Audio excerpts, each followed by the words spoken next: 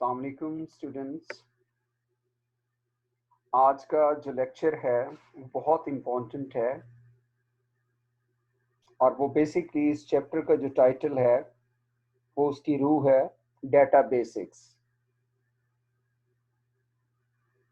जो टॉपिक है उसका नाम है डेटाबेस। अब डेटाबेस को समझने के लिए जिन टर्मिनोलॉजीज का जानना आपके लिए बहुत ज़रूरी था वो इससे पहले जितने भी लेक्चर्स थे मैंने उसमें उनको मेंशन किया था। चूंकि मैंने आपको फिर बताया था एक दफ़ा कि जो डेटाबेस है it's a very important feature, और डेटाबेस को समझने के लिए जो पहले टर्म्स मैंने यूज़ की थी और आपके साथ शेयर की थी और जितने भी इसके लेक्चर्स हुए थे वो इसलिए थे ताकि आप डेटाबेस के कॉन्सेप्ट्स को समझ सकें, और वो सारे लिंक उनको बताना इसलिए ज़रूरी था आपको ताकि आप डेटाबेस को जब डिफाइन करें या इसके कॉन्सेप्ट्स को समझें तो आपको इसका कॉन्सेप्ट ज़्यादा समझ में आ जाए। अब डेटाबेस को शॉर्टली हम कह सकते हैं कि database is a computerised record keeping system. ये एक ऐसा प्रोसेस है जिसमें हम तमाम रिकॉर्ड्स को कंप्यूटराइज्ड रिकॉर्ड रखते हैं। डेटाबेस एक ऐसा सिस्टम है, एक ऐसा प्रोसेस है जिसमें किसी भी ऑर्गेनाइजेशन का जो डाटा होता है, किसी कंपनी का डाटा होता है, किसी यूनिवर्सिटी का, कॉलेज का, इवन किसी की ज़ाती सेटअप का जो डाटा होता है उसको अच्छे तरीके से ऑर्गेनाइज करना कंप्यूटर सिस्टम की असिस्टेंट के साथ। यानी उस वो सारा डाटा जो आपकी कंपनी में यूज हो रहा है, जो आपके स्कूल में यूज होता है, जो आप किसी भी इदारे में आप स्टोर करते हैं डाटा, उसको महफूज रखना, कंप्यूटराइज्ड उसको महफूज रखना बेसिकली डेटाबेस कहलाता है।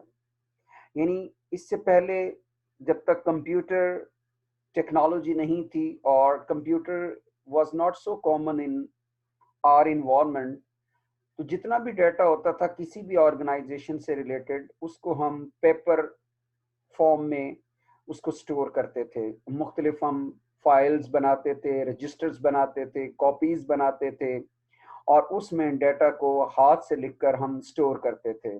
और वो फाइलें और इस तरह का जो कॉपी सिस्टम या पेपर वर्क था वो हमारे पास उसका एक अंबार लग जाता था जैसे जैसे वक्त बढ़ता जा रहा था।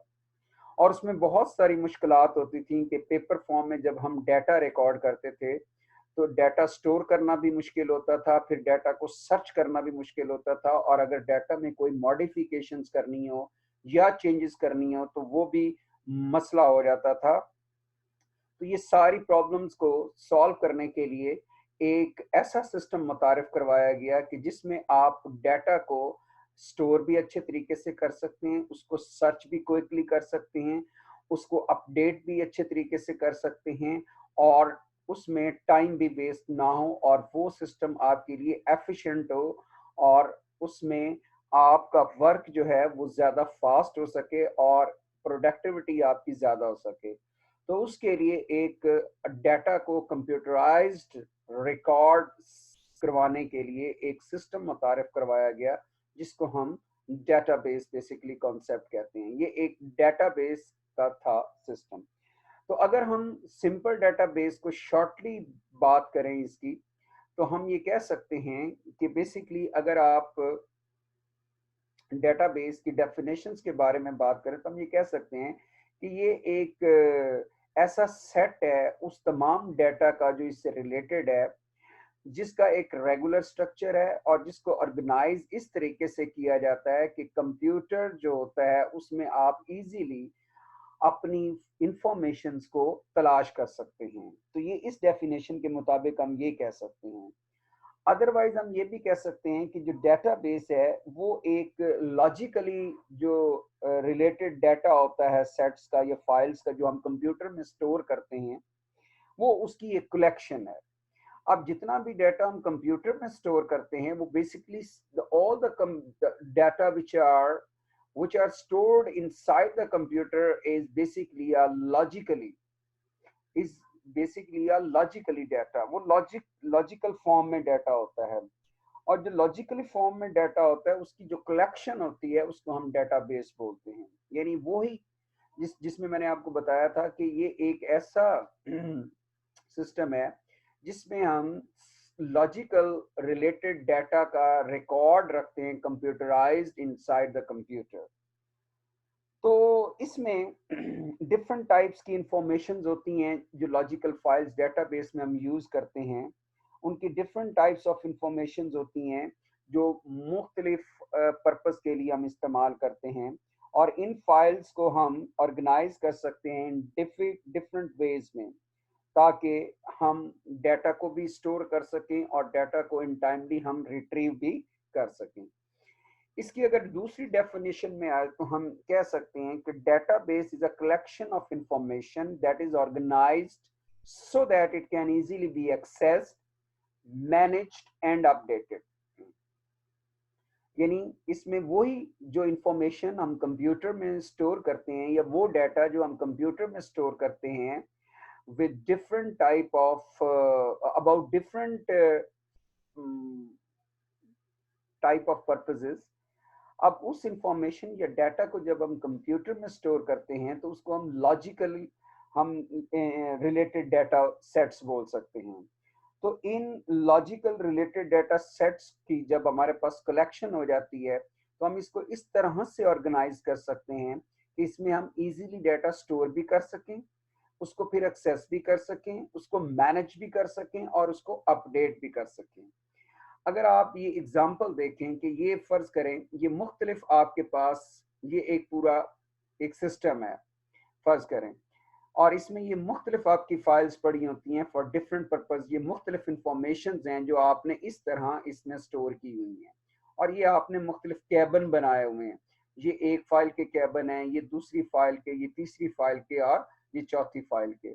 और फिर आप इन फाइल्स को मुख्तलिफ तरह से लॉजिकली आप डिस्ट्रीब्यूट करके काम कर सकते हो। असल आपकी यहाँ पर फाइल्स पड़ी होती हैं और आप इन फाइल्स को ट्रांसफ़र करके मुख्तलिफ हिस्सों में आप अपना एक पूरा सेटअप बना सकते हो इंफॉर्मेशन का, जिसके ज़रिए से आप इन इंफॉर्मेशन को ट्रांसमिट कर सकते हैं और इसको इजीली आप देख सकते हैं। तो हम ये कह सकते हैं कि एक database is a collection logically related data है। तो डेटाबेस को हम इस तरह डिफाइन करेंगे। अब अगर हम एग्जांपल्स की तरफ जाते हैं तो एग्जांपल में हम ये कह सकते हैं अ बैंक में have separate files for its clients. अब एक बैंक में जो डाटा इकट्ठा किया जाता है अपने क्लाइंट्स के बारे में या कस्टमर के बारे में या अकाउंट होल्डर्स के बारे में, तो उसके अकाउंट्स की इंफॉर्मेशन होगी कि कौन सा अकाउंट है, करंट अकाउंट है, सेविंग अकाउंट है, कौन सा टाइप की अकाउंट्स का अकाउंट है। उसके बाद उस बैंक में ऑटोमोबाइल्स लोन से रिलेटेड, अगर कार पे आपने लोन लेना है या कोई गाड़ी पे आपने लोन लेना है तो उससे रिलेटेड जो आपके क्लाइंट्स की इंफॉर्मेशन मौजूद होती हैं। फिर आपने अगर कोई साथी पर्पस के लिए कोई लोन लेना है तो उसकी इंफॉर्मेशन होती हैं। और अगर आपने कोई क्लाइंट्स की बायोग्राफिक इंफॉर्मेशन हैं तो उससे रिलेटेड इंफॉर्मेशन, ये सारी जो इंफॉर्मेशन होती हैं एक बैंक की वो उसमें स्टोर होती हैं। इसके अलावा फर्ज करें अगर एक कॉलेज या यूनिवर्सिटी का एक डेटाबेस हमने बनाना है तो उसके लिए हमें किन किन डाटा की ज़रूरत पड़ेगी और किस किस के मुतल्लिक हम डाटा स्टोर कर सकते हैं। अगर हम कॉलेज की बात करें और सीसीजे की बात करें, चिनाब कॉलेज झंग की, तो इसमें आपको पता है कि वो कौन से अहम अहम एंटिटीज हैं या अहम फीचर्स हैं या अहम टॉपिक्स हैं जिसके मुतल्लिक हम डाटा जो हैं वो स्टोर कर रहे हैं। उसमें सबसे नंबर 1 है स्टूडेंट्स के बारे में डाटा स्टोर करना।